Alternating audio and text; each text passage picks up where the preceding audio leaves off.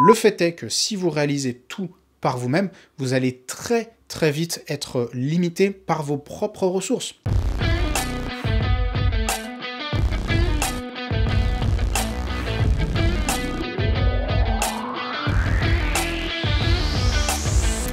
Pourquoi vos forces peuvent se transformer en vos pires faiblesses dans l'activité de marchand de biens et que pouvez-vous y faire pour éviter de tomber dans ce piège? C'est le sujet de la vidéo d'aujourd'hui. On est parti. Salut à tous, ici Uni le marchand de biens, j'espère que tout roule pour vous, que vous avez la grosse forme et je vous souhaite la bienvenue sur cette vidéo. Si vous êtes nouveau sur cette chaîne, je vous souhaite la bienvenue dans la MDB Academy, l'organisme de formation numéro 1 en France pour l'activité de marchand de biens. Déjà, je voudrais commencer cette vidéo par poser une problématique factuelle, c'est-à-dire que les marchands de biens, en général, sont impliqués dans tous les domaines de leur activité. C'est-à-dire qu'à toutes les étapes de vos opérations de marchand de biens, vous allez être personnellement impliqué. Par exemple, vous faites de la prospection, c'est vous qui prospectez. Vous êtes devant votre ordinateur, vous cherchez des annonces.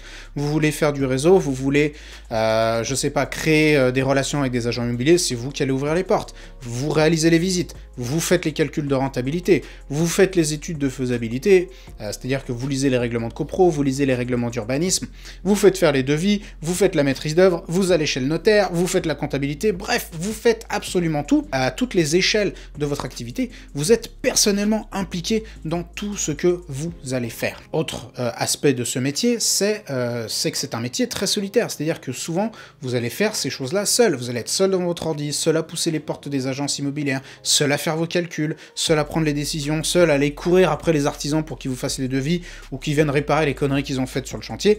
Bref, autre aspect du métier, vous êtes assez seul. Enfin, une autre caractéristique des marchands de biens, c'est qu'ils ont des compétences, et j'espère en tout cas que vous en avez. Si vous n'en avez pas, il est grand temps d'en acquérir, mais en tout cas, la plupart des marchands de biens qui réussissent, eh bien, ont un certain set de compétences.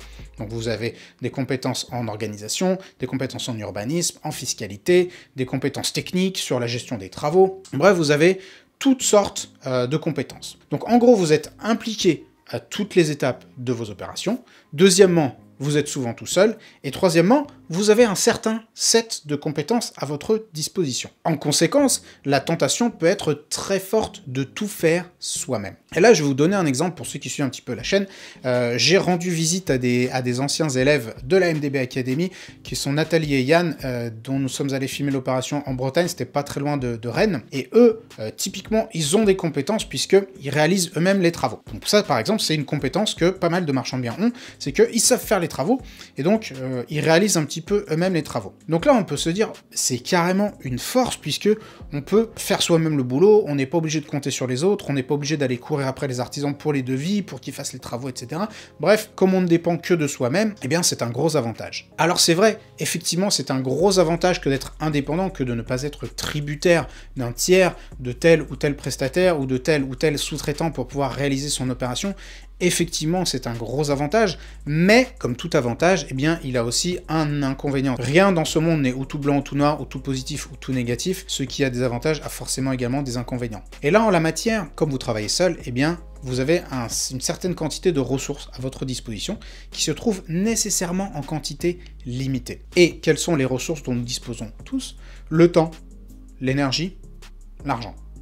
Voilà les ressources que vous avez à votre disposition et que vous pouvez un petit peu, on va dire, mettre sur la table, que vous pouvez miser sur votre activité de marchand de biens. Le fait est que si vous réalisez tout par vous-même, vous allez très vite être limité par vos propres ressources. C'est-à-dire qu'à un moment donné, même si vous êtes des acharnés de travail, vous passez plus de 12 heures par jour sur un chantier, vous allez clamser, c'est pas possible autrement. Vous avez une quantité d'énergie qui est limitée, mais enfin, je rencontre des gens qui me disent « Ouais, moi je vais continuer mon travail en semaine, et puis je vais aller faire les chantiers le week-end, ou je vais aller faire les chantiers le soir. » Moi je dis « Ok, t'es motivé, mais ça tu vas le faire une fois, peut-être deux fois, mais au bout du deuxième chantier, tu vas dire « Ok, merci, là je jette l'éponge, c'est pas possible. » Un autre aspect du métier de marchand de biens, c'est que nous sommes entourés par énormément de professionnels. Ce qui peut être un avantage, mais également, encore une fois, un inconvénient. Donc déjà l'avantage, pour rebondir sur ce que je disais à l'instant, c'est que si jamais vous avez un chantier à réaliser, mais que vous n'avez pas le temps, pas l'énergie, etc., bah vous n'allez pas vous dire « Ah bah non, moi j'ai pas le temps de faire le chantier ». Ah bien sûr, vous allez faire venir un sous-traitant, vous allez faire venir un artisan qui, lui, va réaliser le chantier à votre place. Donc ça, c'est un gros avantage de l'activité de marchand de biens, c'est qu'on peut déléguer énormément de choses à énormément de sous-traitants. Par contre, c'est également un gros inconvénient, puisque souvent, on va être tributaire de beaucoup de personnes, de beaucoup de nos interlocuteurs. Donc là, vraiment, il y en a des tonnes. On peut être tributaire du clerc de notaire qui a oublié le dossier. On peut être tributaire de l'interlocuteur chez Enedis qui a fait je ne sais quoi avec les pièces qu'on lui a envoyées. On va être tributaire, je sais pas, de la personne au cabinet d'architecte qui doit faire le truc et puis qui a mis une coquille, qui a pas mis la fenêtre au bon endroit. Bref, on est très entouré. Ce qui est un avantage puisqu'on peut déléguer énormément. Par contre, le gros inconvénient, c'est que on est tributaire de beaucoup de personnes et donc là, quelque part, il y a une certaine perte d'indépendance. En conséquence, on peut se dire qu'on n'est jamais aussi bien servi que par soi-même et on peut être tenté de tout faire tout seul, justement, puisqu'on est seul, on a un set de compétences, hein, n'est-ce pas? On sait faire des choses, on sait avancer. Les autres, on peut se dire qu'ils sont un peu lents, ils font un peu des conneries, donc allez, laissez-moi tranquille, je vais faire les choses moi-même. Et là, c'est un gros piège dans lequel beaucoup de débutants vont tomber, c'est-à-dire qu'ils vont foncer tête baissée et dire non mais en fait, poussez-vous de là, laissez-moi faire, je vais faire les choses moi-même. Et il est clair que seul on va plus vite puisqu'on n'a pas besoin de solliciter les autres, on ne va pas être soumis on va pas avoir le problème de devoir les corriger, de devoir les accompagner, de devoir les éduquer, et on ira forcément beaucoup plus vite si on reste seul. Par exemple, dans l'organisme de formation, l'AMDB Academy, eh bien au début ça allait beaucoup, il y a certaines choses qui allaient beaucoup plus vite puisque j'étais seul, voilà, je faisais mon truc, je sais pas, par exemple, tenez, une vidéo, je faisais une vidéo, je me mettais devant mon truc, je faisais ma vidéo, j'éditais, je la mettais sur YouTube, j'écrivais ma description, je faisais ma vignette, etc. Et bam, si je voulais qu'une vidéo sorte, eh bien, ça partait et c'était fait immédiatement. Non, il y a tout un process, et je rédige des scripts pour que ce soit un petit peu bien construit, et il y a une personne qui va éditer la vidéo, et il y a une personne qui va regarder l'édition, voir s'il n'y a pas de coquille, qui va la mettre en ligne, des personnes qui vont rédiger la description, faire les vignettes, etc.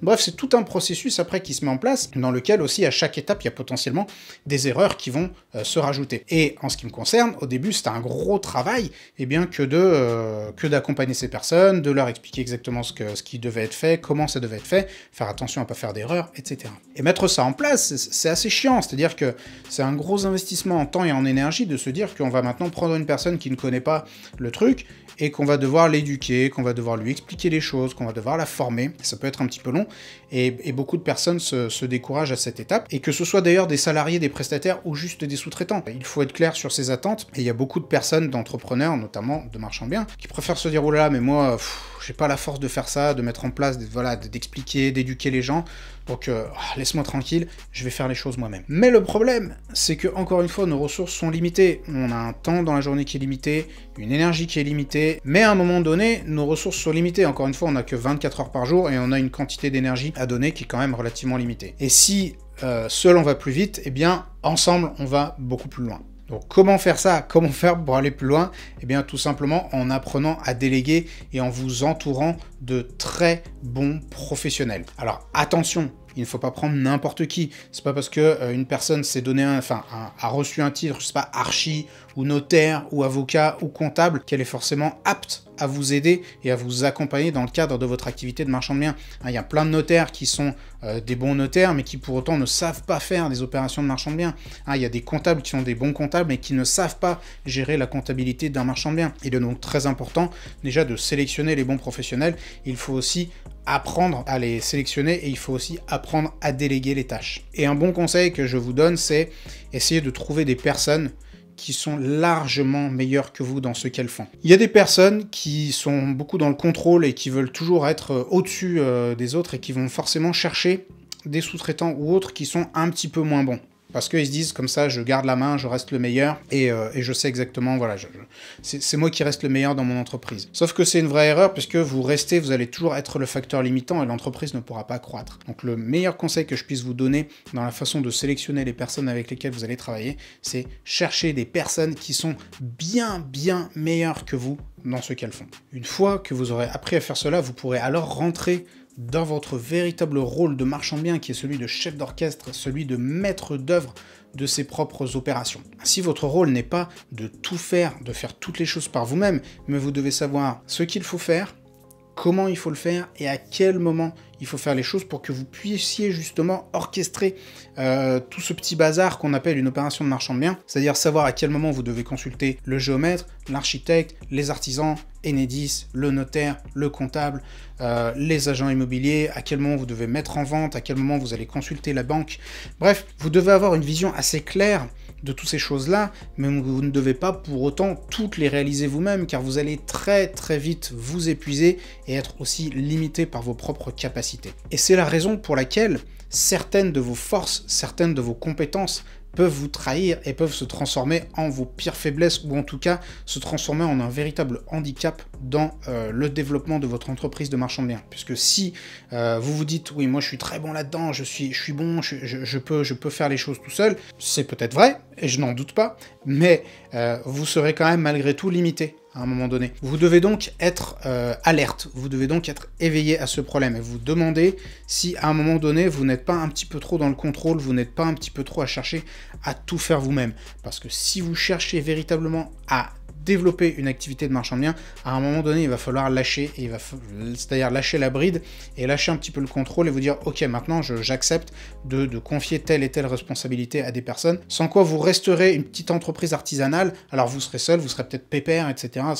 C'est peut-être ce que vous cherchez et c'est ok. Si vous voulez développer une activité et vous libérer du temps, vous libérer de l'énergie pour avoir, je sais pas, peut-être une qualité de vie meilleure, passer plus de temps sur d'autres choses que du travail, eh bien, il faudra forcément apprendre à lâcher un petit peu et à confier des responsabilités à d'autres personnes. Si vous avez des compétences, c'est une très bonne chose. Attention, je ne dis pas qu'avoir des compétences, c'est forcément un handicap, certainement pas, mais ça peut se transformer en handicap si jamais vous n'y prenez pas garde. Ce que je vous invite donc très chaleureusement à faire, si vous avez des compétences, si vous avez des domaines dans lesquels vous excellez, si vous avez des connaissances, vous êtes artisan, je sais pas, vous êtes clerc de notaire, vous êtes agent IMO, vous êtes, je ne sais pas, géomètre, bref, vous avez des compétences en urbanisme, en fiscalité, en technique ou autre, eh bien servez-vous-en. Vous allez vous en servir pour savoir exactement ce que vous voulez, savoir exactement comment superviser les choses, vous allez mieux pouvoir éduquer les personnes avec lesquelles vous allez travailler et vous allez très vite découvrir que, eh bien, si seul on va plus vite, ensemble on va plus loin